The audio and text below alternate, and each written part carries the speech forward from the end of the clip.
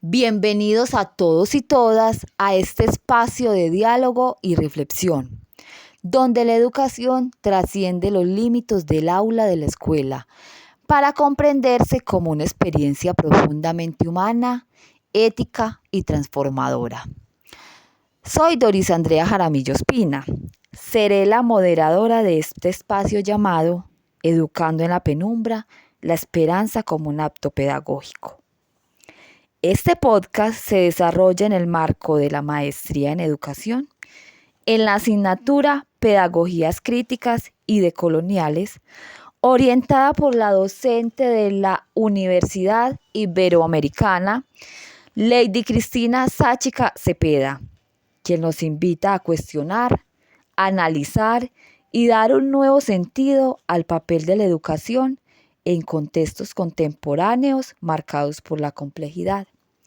Damos inicio dándole la bienvenida al maestrante Carlos Mario Quiñones Puerta. Muchas gracias, compañera Doris Andrea, por esta calurosa bienvenida.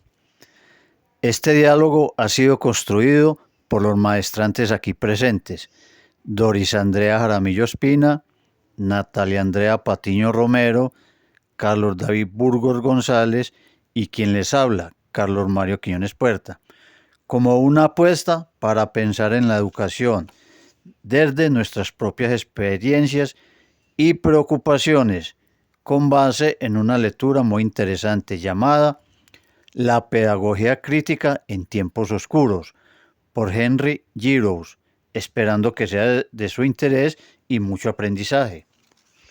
Te entiendo, Carlos Mario, porque hay momentos en los que enseñar parece habitual y otros en los que educar se convierte en un acto de aguantar y aguantar. Sobre este contexto, la oscuridad del presente, y para comprender este panorama, abrimos nuestro primer momento, el contexto actual de la educación en tiempos complejos. Sí, compañera, el texto que inspira este diálogo, La pedagogía crítica en tiempos oscuros, desde la perspectiva de Henry Giroux, nos sitúa en una realidad atravesada por profundas tensiones. Un mundo donde las lógicas económicas han colonizado lo humano. Así, la educación ya no siempre forma ciudadanos críticos, sino individuos eficientes. Hola Natalia Andrea, un saludo y bienvenida. ¿Qué opinión tienes? Hola a todos.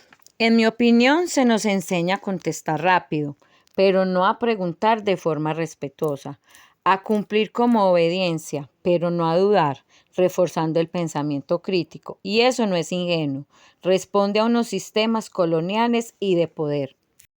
Yo quiero agregarte allí, Natalia, que sin embargo, también habría que preguntarnos si toda la educación responde a esa lógica. Existen prácticas pedagógicas valiosas que sí buscan formar pensamiento crítico. Tal vez el problema no es absoluto o total, puede variar o toma algo de cada uno. También debemos equilibrar lo técnico, lo empresarial con lo humano. Así es, estimado compañero Carlos David. Y ahora, ya que hablaron del pensamiento crítico, continuemos con una reflexión importante sobre la pedagogía crítica como respuesta. Sigamos y avancemos entonces hacia una posible respuesta.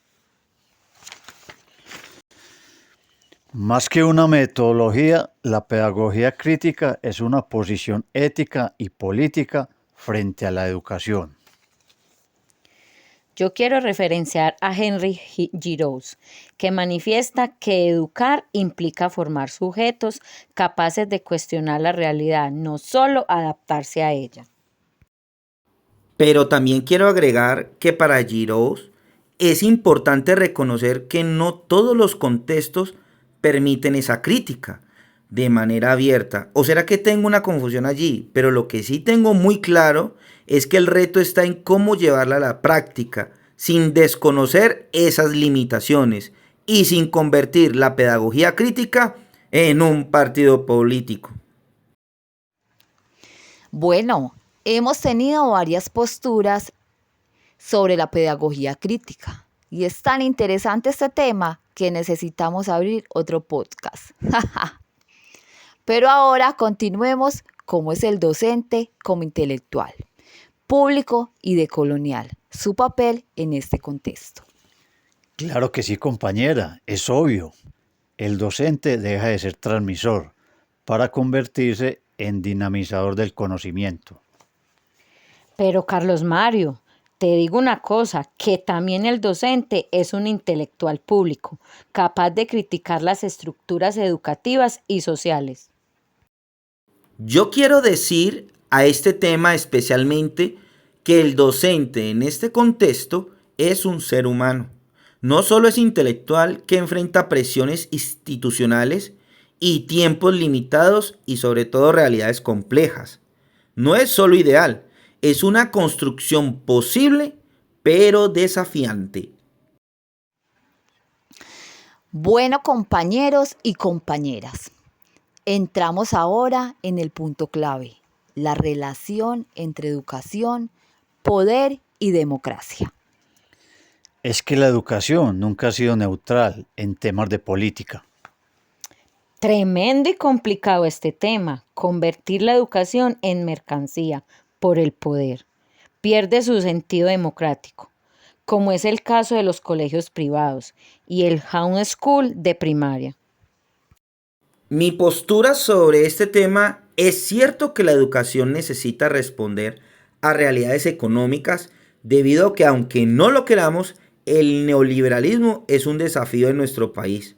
Pero el verdadero desafío es no perder su sentido humano en ese proceso. Con todo lo que ustedes manifiestan, entonces surge una pregunta inevitable. ¿Se debe resistir o se debe adaptar? Yo respondo esa pregunta de una forma muy clara. Resistir es necesario. Sin resistencia, la educación pierde su esencia transformadora. Claro que sí, compañeros, pero también implica que debemos crear nuevas formas de enseñar.